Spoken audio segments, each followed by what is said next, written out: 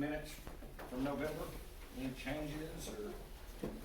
So just some updates, the Williamsburg Square bus stop sign has been put up. I saw it, it looks They're in wonderful. good shape. We're gonna talk a little bit more about the QR codes later on in one of the updates that we've got further down here. And then we still owe a CNG versus unleaded report, to the commission, so we'll try to get that put together, with the information that we have so far. I think, you know, just having that ability to go both right at this point has been very helpful.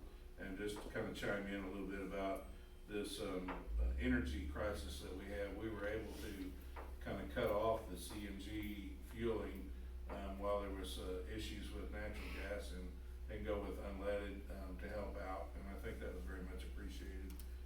So it was nice we were able to get that done. And then, but we'll get a report based on what we, you know, as much as we can to show the savings that we've generated throughout the last year with CNG.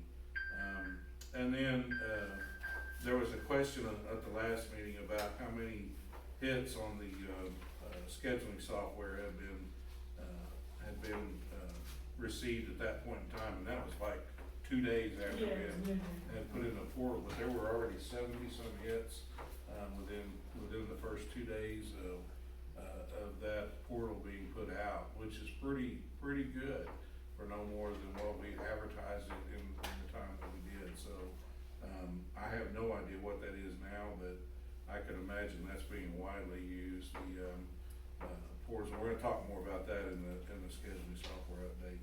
But I did wanna mention those those were the things that were brought up at the meeting, topics, and so I wanted to mention that we were working on those and trying to address all those issues.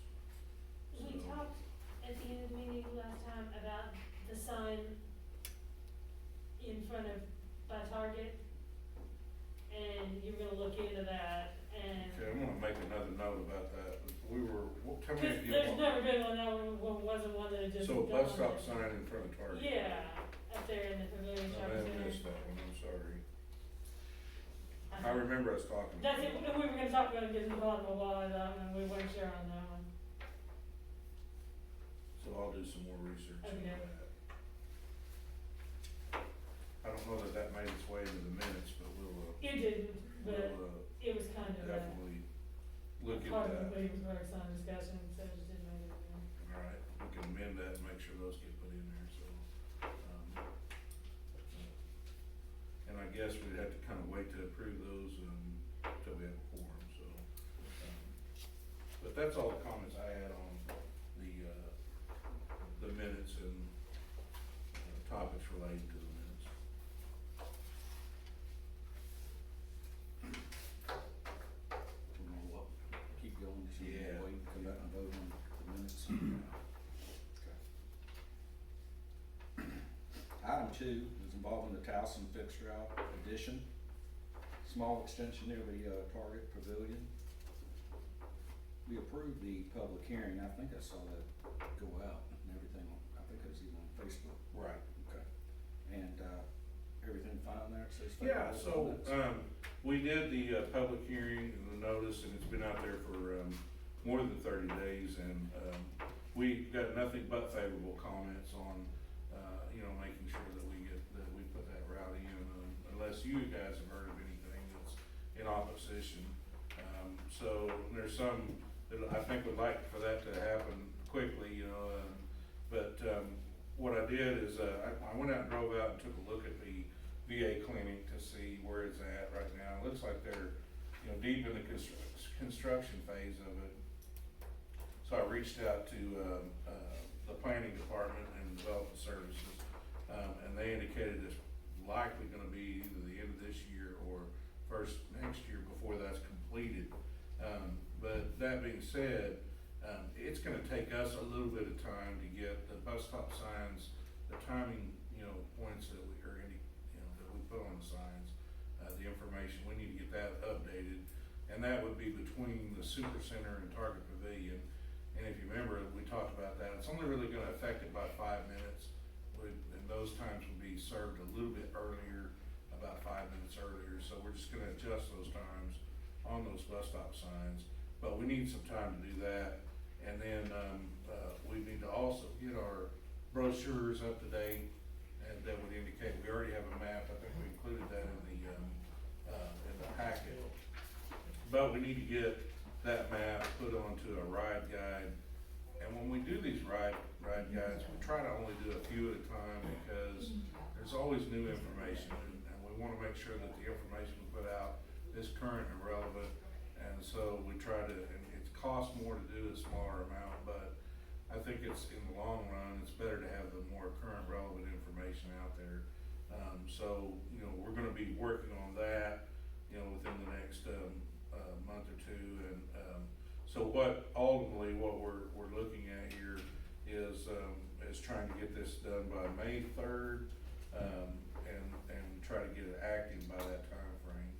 And, realizing we may not have a quorum right now, but if we can get that done, and, you know, we want the commission's blessing to move forward on that route addition, and, making sure that, we have the approval to get those things done that we need to do before the, route starts. So that's where we're at in that. A lot of information there about where the, route, goes, and it's pretty simple. I mean, it's just east of the Target Pavilion area, goes down and uses, I think, Fresno, South 62nd to, turn around. And so, that will serve a number of other businesses along that route, and I think, it's gonna be a nice addition. I'm glad that we can work that in, and I think that VA clinic will be very well utilized once it's, up, and the route we utilize to access it. So, looking forward to getting that done, and having that done in advance, I think will be really nice, and ready to go. So anyways, that's where we're at on that item. That's really about all the comments I have. Lori, did you have anything to add on the comments that we received? On, the Towson route, yeah, it also gives us some time to get that route in the software. Oh, And very good get point. it prepared, ready to go. Very good point. That's all the comments we have at this time. Item 3 is a review for the approval of the service operating times for downtown shuttle, proposed 7 AM to 3 PM, which has previously been 9 to 5, so Right. it's getting more during the day. So if I can talk a little bit about the whole downtown shuttle aspect of what, you know, kind of what's caused the change in that. Of course, when we had the COVID come on board, you know, we were affected in our department as well as other, you know, city departments have been affected. And it puts you short on staff, and when you're short on staff for a pretty extensive period of time till, you know, the healing can be done, and especially when one compounds on the other, it is very difficult and challenging. And so our core objective was to maintain the core routes and, services that were what we deemed as very essential. And so we've done a pretty good job of making sure that that's done, been done. But to do that, the downtown trolley suffered, in fact, that we had to take that route out. Not that it's not important, but it's not as essential as the other routes. And I say that because the other routes do actually cover most of that same coverage area. It's just not free, so to speak, but I do think we've, made some accommodations and done a very good job to make sure that our routes are in service. And that said, when we were able to, we started putting the downtown trolley back on, or shuttle back on. And we did that initially from 9 till noon, and then we were able to use the staff person in the afternoon for an afternoon shift, and able to accommodate still what little bit of problems we had with the absenteeism with COVID. Not to say that that still can't happen, we're still very careful, very cautious. You know, ridership starting to increase, vaccines are starting to become more widely available. And transit agencies all across the country, we've been kind of monitoring this. A lot of them took away their core services, and I mean, They took them down and stripped them down to, you know, their essential routes. They redesigned them and made them fit. And they found out there were some efficiency measures that really kind of were something, changes that needed to be made. But we're fear of doing that, you know, without all this happening anyway. So, the timing was right to make some changes. And that's why we're looking at, you know, the downtown trolley and downtown shuttle. You know, is the timing right to do some changes there? And, so we received a request from the sanitation department that they said, hey, we've got some job openings, you know, temporary job openings out here, and we could really use some help using the transit system to get those folks out here. And so we looked, and we had a connection really between the transfer station and the landfill to getting out there, but we really didn't have any way to get folks from the Hope campus that were, you know, the primary place of utilization for employees, and getting them from there to the transfer station. And so we thought, you know, maybe the time would be good to, you know, to put in that route a little bit earlier. So we bumped it up to 7, you know, started it at 7 instead of 9. And then we also been working with 100 families, and they're very much trying to get, you know, people back into the job market. And what we've learned through our experiences with transit is it's always easier to get a ride home than it is to get a ride to work. You know, and I could say that for my own self.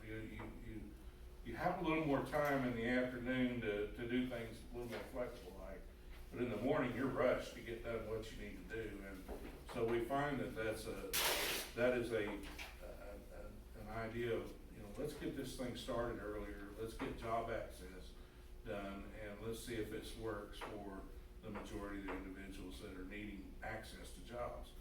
And then our thought here is, okay, now we're moving along and ridership's increasing. You know, let's look at it, you know, going back to more of the same, committing the same number of hours to the service that we committed before, but going in with the idea of maybe some changes necessary. And so we took a look at the times, and we think that the new time of 7 to 3 would be better served than the old time of 9 to 5. And so we, luckily with the, you know, new system, we've got some data that supports that. And I will say it's still kind of early to be able to tell with no longer this data's been in there, no longer that change has occurred. It's not the best measurement yet, but it is still a good measurement. And, you know, we took a look at this yesterday, even in the information, and it's pretty remarkable how much that morning route is already being used. And so it's being accessed fairly heavily, and we can tell that with the numbers that's here. And so, you know, we would like to go ahead and move in this direction. If the funding ever becomes available, that we can, you know, subsidize our budget and, you know, have more time available, then we can always look at adjusting that later. You know, by adding 2. But right now, we think the 7 to 3 is a much better option than the 9 to 5. And so what we'd like to do is make that more of a permanent change at this point. And then, you know, we can evaluate even further after we have had some more time on the route and more information and data that we can really make a good solid comparison to what we had before as to what we have now.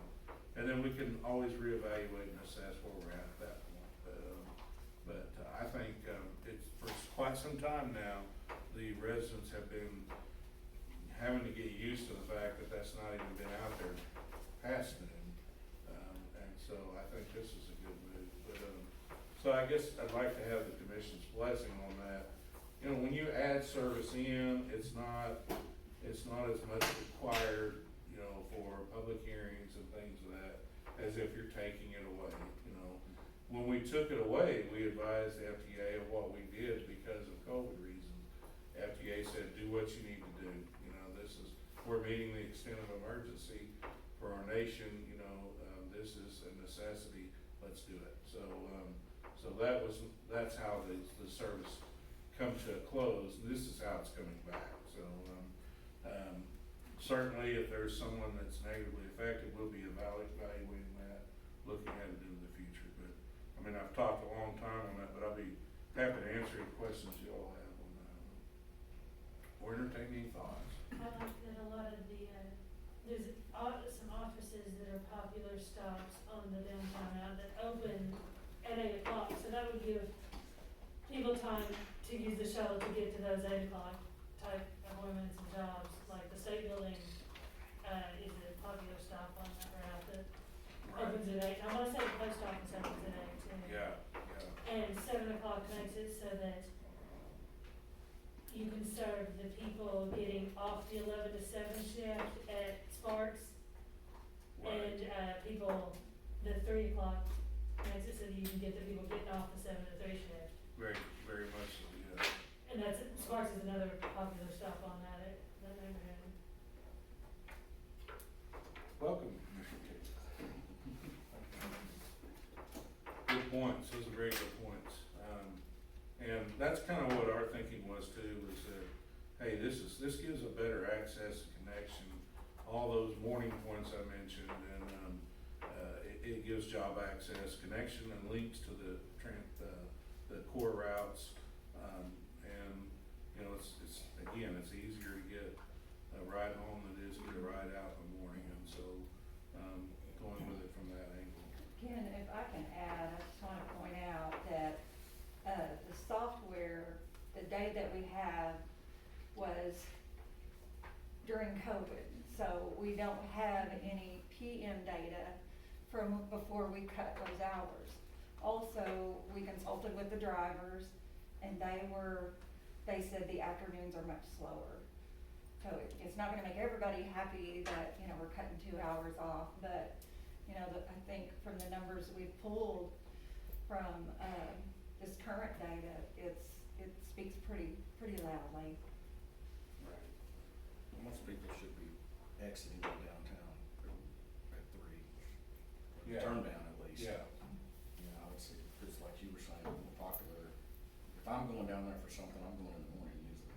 Right. And the evening doesn't pick up till after we will be running the trolley anyway. Yeah. I mean, it picks up again at dinner time and evening time, but you know, that's the after 5 that we're not even gonna discuss, you know. That's a whole nother thing. I think as long as we're talking about, you know, regular daytime trolley ideas, 3 works pretty well, it's a good compromise. I think the last court docket, I think they do it at like 1 o'clock and they usually are done That's a very good point. by yeah. 3. You know, I think that second set starts at 1. That's a good point, so I think this all covers that within that time frame. So, I'll leave that up to you at this point, that's the comments we had.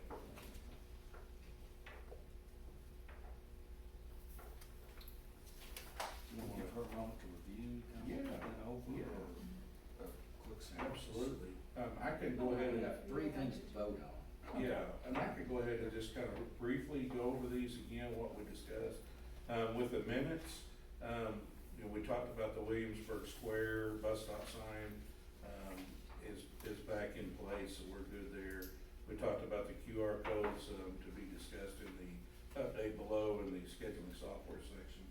We still owe you a CNG versus unleaded cost breakdown, and I apologize, I should have had that at this meeting, but I'll get that to you. And then, I think we talked about, at the last meeting, you had mentioned, or asked about how many hits we had at on the new scheduling software portal, and within the first couple of days, we had over 70 hits. I thought that was pretty remarkable, and thank you for asking that question. It was great to get that information, and I shared that with administration as well. And then as far as the Towson route extension goes, we really didn't receive any negative comments based on the public hearing that's been in play. We were talking about the timing of, you know, whether or not to go ahead and start this, because the VA clinic doesn't look like it's gonna be done until you know, towards the end of the year or the beginning of next year. But, you know, there is other interest in the other demand generators along that route. And so we could benefit for going ahead and getting that route started. But then we also talked about we need a little bit of time to get ready. In other words, get the bus stop signs, times changed. And then also to get the ridership brochure information updated. And I think you see the map that's included in the packet. And then, so we have the map ready to go, but we need to get that in the ride guide. And then we talked about, I think at the last meeting, there's some little things that need to be changed as far as the ride guide goes. So we'll put those in the ride guide as well, like, the fact that we do allow oxygen on the bus and things that somehow inadvertently got omitted. So we'll put those back in. So bringing all of our media into current form and then getting that information out. And we wanna do that and try to have this thing ready to go by May 3rd. And that'd be kind of a kickoff time to make that route extension. And, you know, we were talking how that would be nice to have that already in play before the Veterans Administration Clinic opens up. We think there'll be a lot of utilization of that route when that time happens. And so being well established is a good thing. And then, I guess you kind of walked in on the discussion for the downtown shuttle. What we indicated there was that we took the shuttle out, so that we could maintain our core services without interruption, while we were dealing with COVID challenges. And, now that you know, I'm not gonna say that they're over by any stretch of imagination, but seemingly lightening up a little bit and ridership's increasing, we went ahead and we put the shuttle back into session from 9 to noon, and then there was some requests from the sanitation department and some opportunities for job access that occurred earlier in the day. And so we decided to, you know, it'd be best to go ahead and bring that time back to 7 in the morning. That would give persons at the Hope campus an opportunity to make a connection with the fixed routes. And then that would also provide transportation out to close to the sanitation department where they can make a pickup there. And again, we talked about it's easier to get a ride home than it is to get a ride early in the morning to work.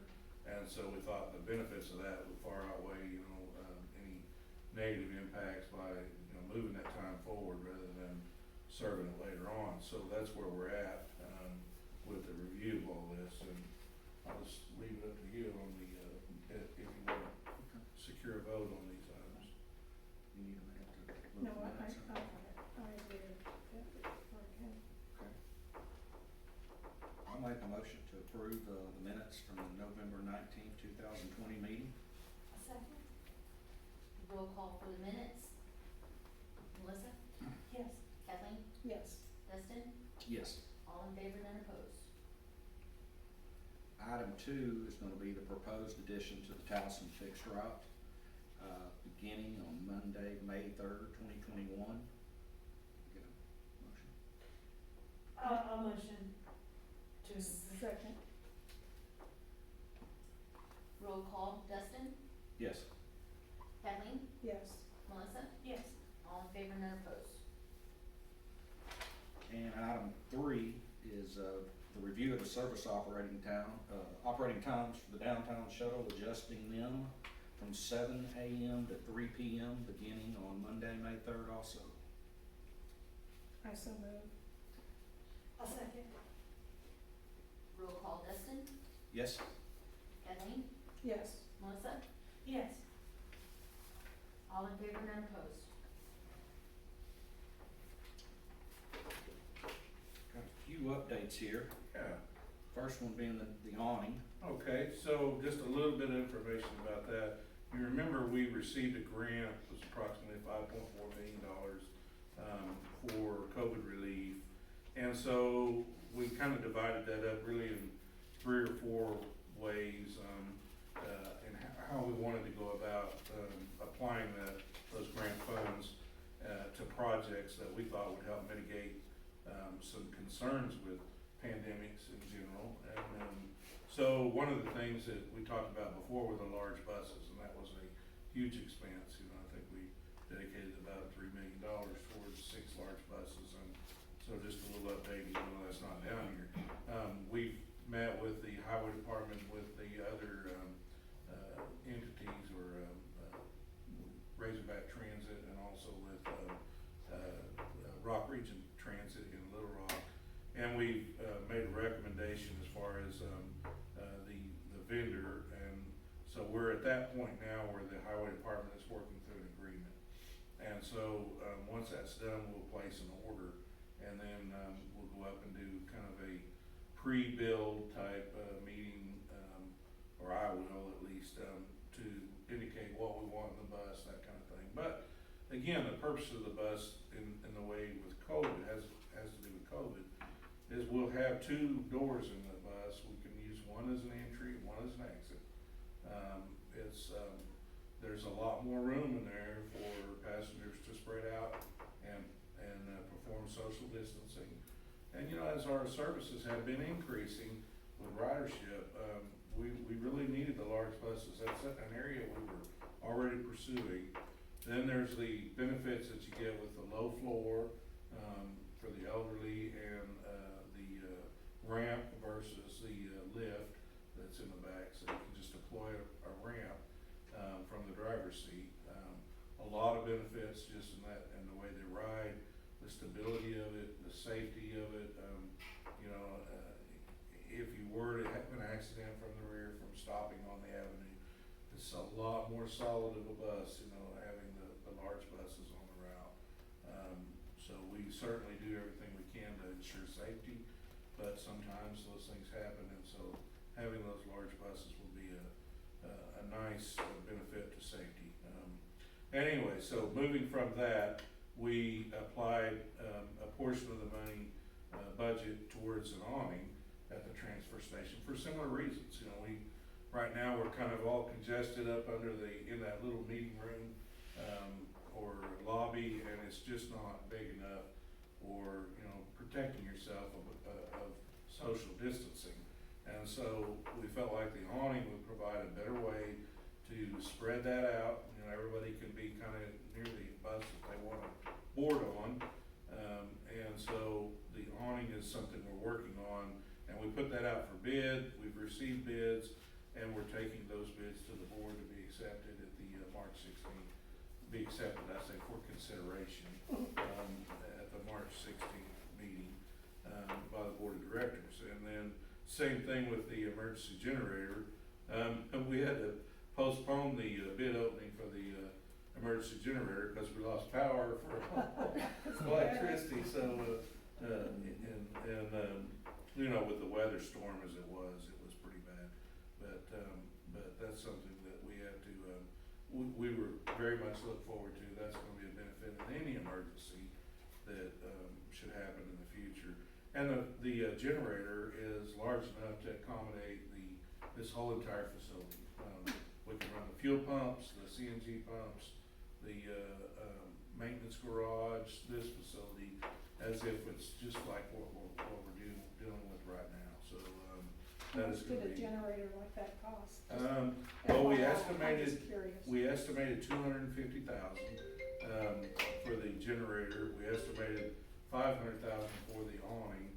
The bid for the awning come in at $432,000. I can say that right. I believe it was $432, 110.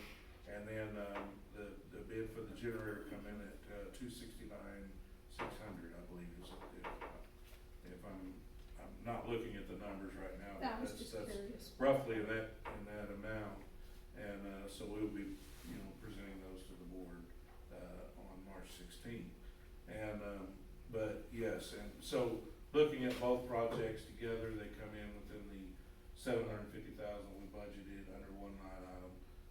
So we're very fortunate that that's gonna be within budget. And then, but those are the two topics that, you know, we're excited about. We're moving forward, doing a lot of work to make sure that, you know, we're doing things right. And we'll be reporting on those things that we do, because I guess FTA is now requiring some COVID Yes. reporting. So very fortunate that FTA allows us to do this. Very nice of them to be able to extend those things to us and have 100% funding. I think we're going in the right direction with this as far as, you know, when you talk about COVID relief, well, how can you really apply that? And you could do it with services, that's another thing, you know, we tried to do services.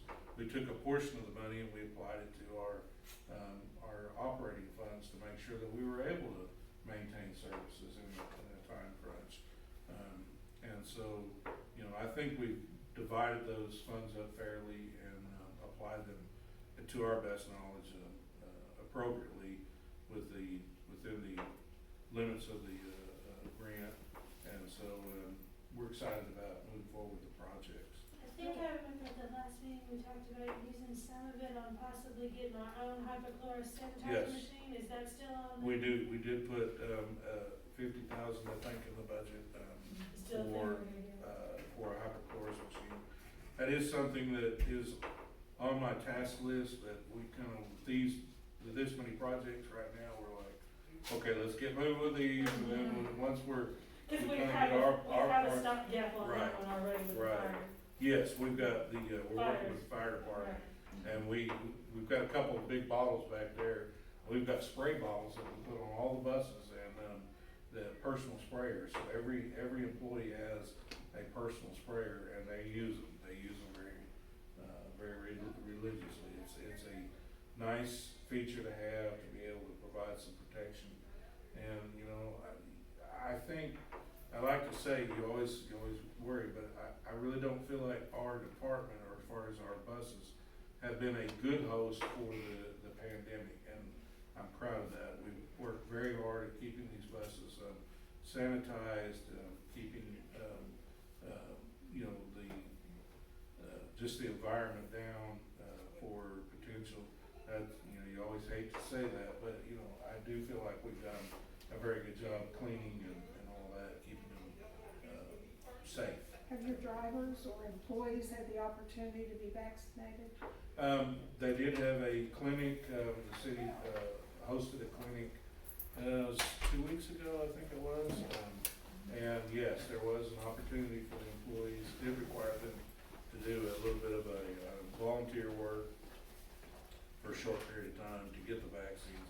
We had about half, I think, not quite half, maybe about a third that did decide to go ahead and get the vaccine. And, you know, there were some that had already had the COVID and I think didn't decided not to get it, I'm guessing, I don't know. We really can't make an employee, Yeah. We can only educate, inform, and encourage. I know Transit was on the Group B that opened this week, Yeah. so everybody's Right. eligible to. Right, now. so there's probably gonna be additional opportunities for that as well. And, so hopefully there'll be some more that decide to go ahead and move forward with that. And there were also a few that also had their own Mhm. shots Right. on their own, so. I got mine, didn't have any trouble with it, but Yeah. we've gotta get our second one next week, so, And there's more information coming out that those that have had COVID, they think that's only good for Mhm. 90 So, to yeah. 120 Yeah. days. so it So might with be that better information coming out, that may cause some others to to take it. take a good strong look at, maybe I Yeah. do need to get that, but, They only have to get one shot if they've already Yeah. had COVID. right, with the new shots coming out. That's a very good point. And then, as far as the scheduling software, I've got, Greg Carthon and Lori Carr, they provide that, report on the scheduling software, putting you on the spot there, but, This is actually the last part of our scheduling software, as I Yeah. understand, so hopefully we'll get it. Yeah, And it's called Amble, and I'll let Amble. Greg, talk about Take it away, Greg. specifically what it's gonna do now. We're not putting it out for public use yet. not yet, no, we are just finishing and finalizing some things on the Amble, but, it is, almost there, ready to go. Very exciting, Amble is for our paratransit and demand service, and you can download the Amble app, on Android or iOS devices, Apple devices. And if you don't have those type of devices, you can also use it on a computer. So it's a link for you to do that. But for you to have access to Amble, you have to call the office first to make sure that you have an account set up, because you need your birth date year and your customer ID to be able to set up your account to use Amble on your phone or on the computer. But it's very cool, very easy to use. You can track how Coastal Bus is going to get there, when it's on its way. You can also cancel your trips from Amble, and you can also schedule your trips. You have to do it a day or two in advance before your trip is actually to take place.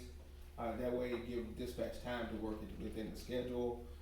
But it's really neat, really cool, and very user friendly. Kind of cut back the calls that we get in dispatch to kind of help people with more specific needs or whatever.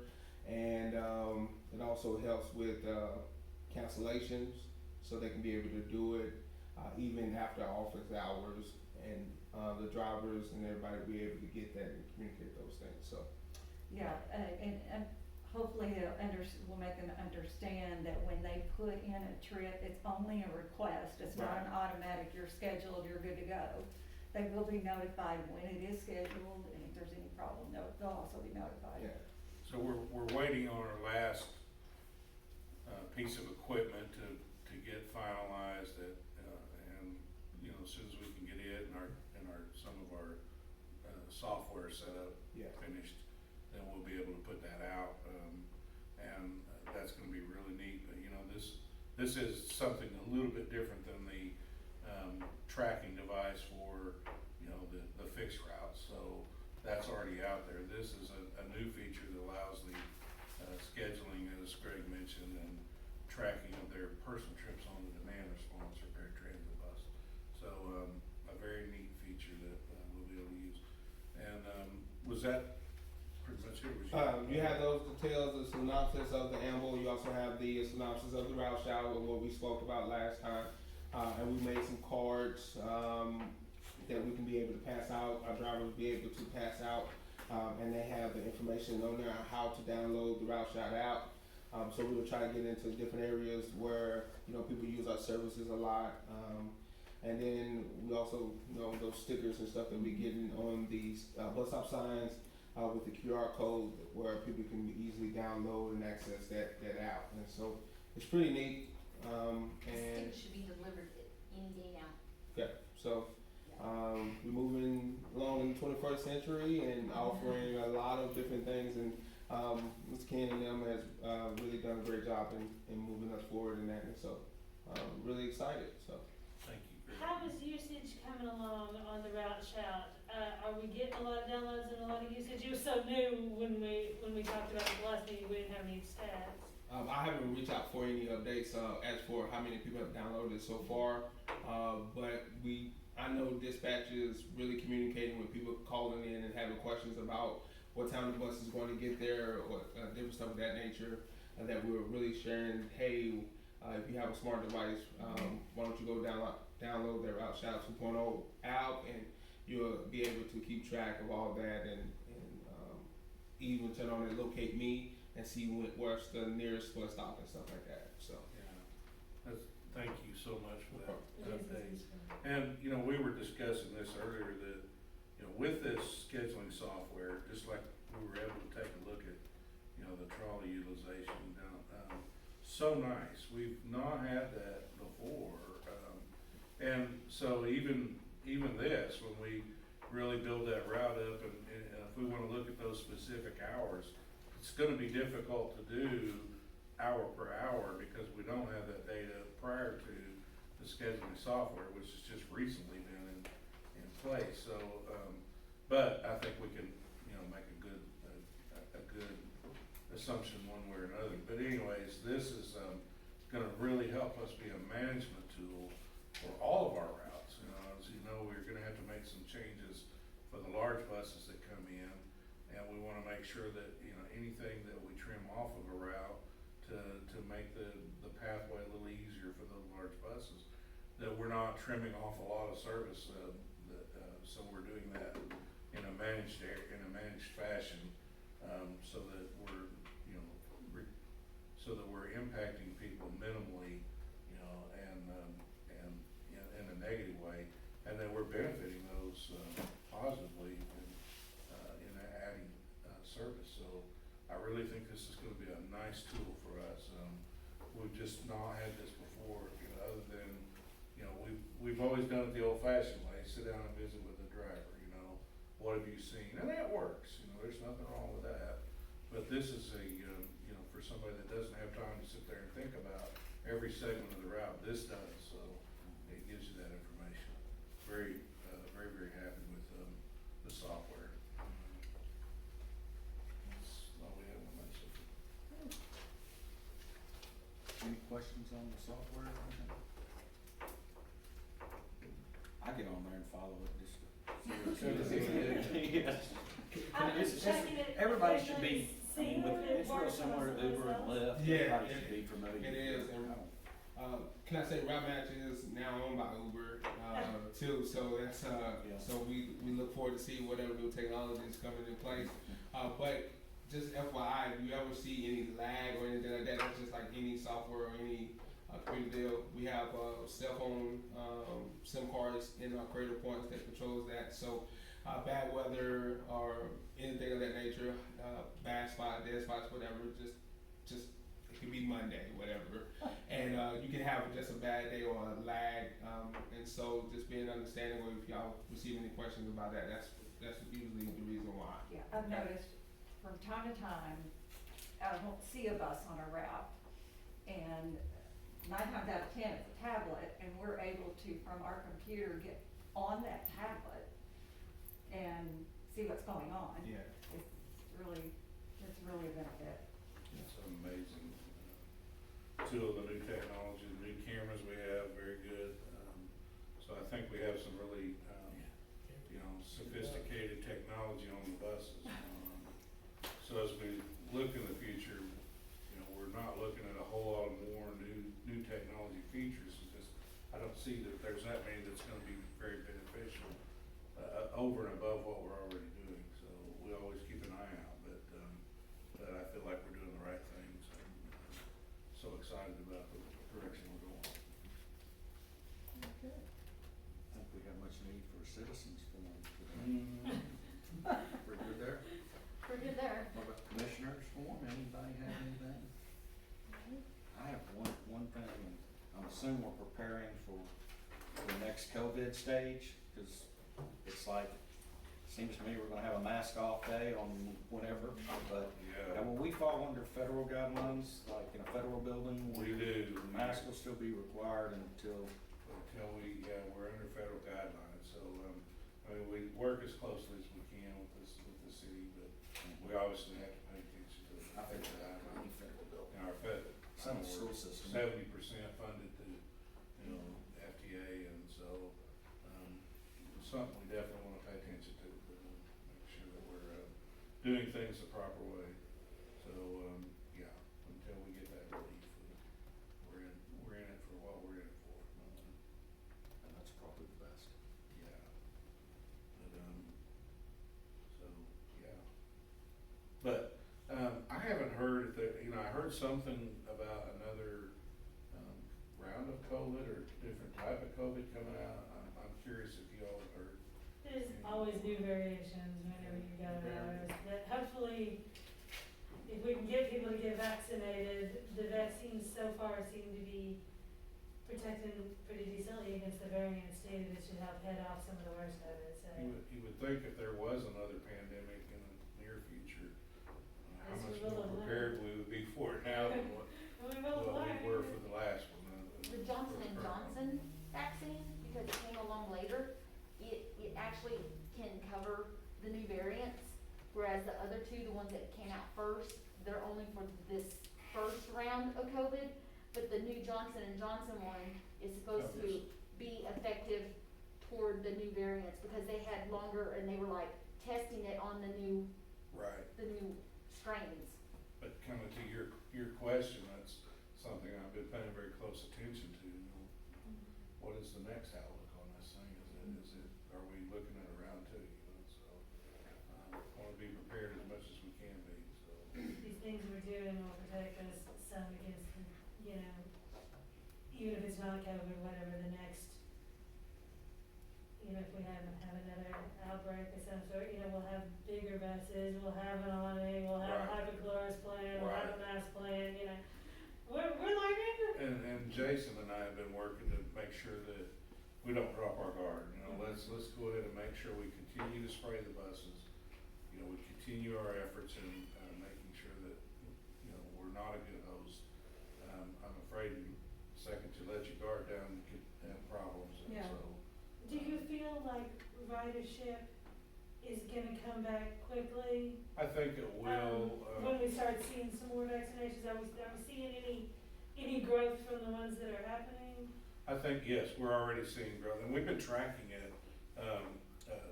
Douglas, our dispatcher, has been tracking it every week, our ridership, and so, you know, we were seeing numbers that were down in the 1,100, 1,500.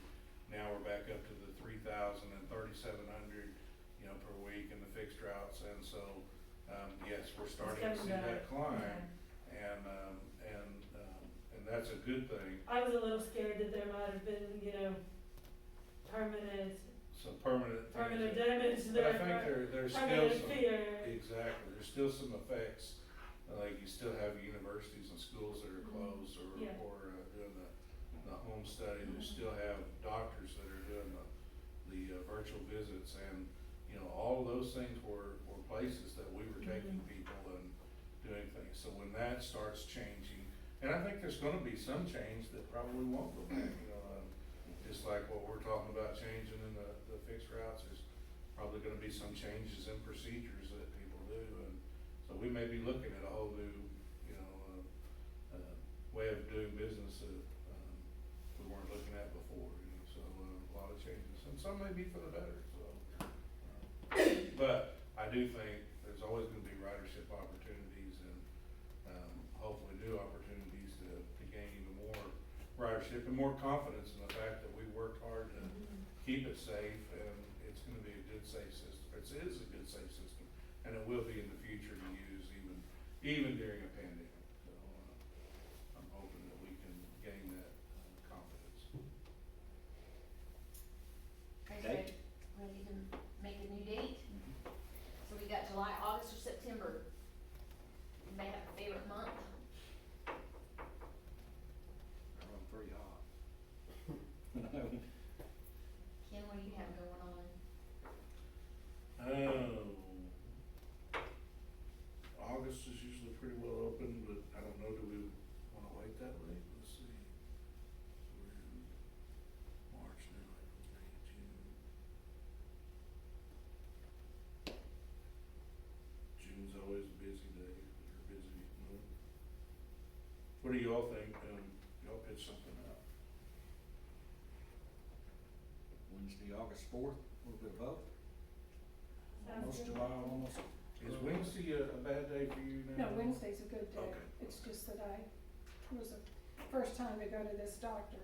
Gotcha. She was running late. And August will give us a couple of months of the new changes being in Right. effect to see how they're running. Wednesday. It works for me. August 4th, Ken, is 100 families. Oh, is it a meeting day? It's showing 100 families Okay. meeting at noon. How about the I'm not 20 sure if it's gonna. I doubt that would prevent us No, from okay. being able to carry on a meeting Okay. here. We can work around that probably, but thank you. So, yeah, I'm okay with that if y'all wanna Okay. shoot for that. If we find out when that gets closer, that that's a concern, then we may reach out to you and make some, and I'll try to get this packet out a little earlier next time. It's just that this was difficult, we're always waiting on information, and it seems like it could always be better a week later. But thank you. The packet's my signal. Sometimes. Yeah,